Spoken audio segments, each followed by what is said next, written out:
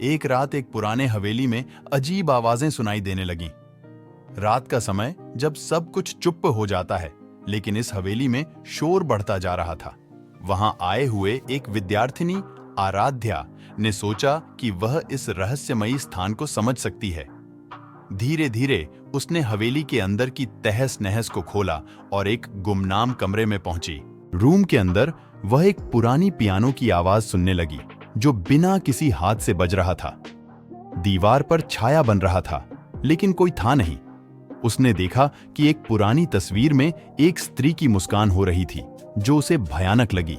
अचानक पियानो बंद हो गया और कमरे में अंधेरा हो गया।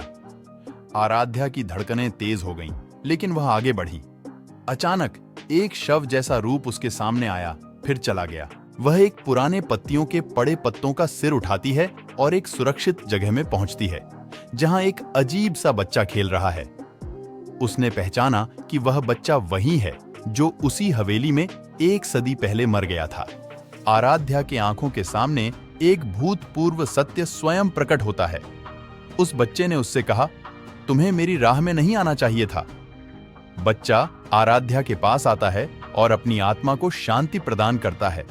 आराध्या की खोज में उसने सुना कि एक समय पहले हवेली में एक भूतपूर्व राजा रहता था, जिसने एक नई कला का सिखारा करता था। उसने अपनी स्त्री को खो दिया था और उसकी आत्मा अब तक हवेली में बसी हुई थी।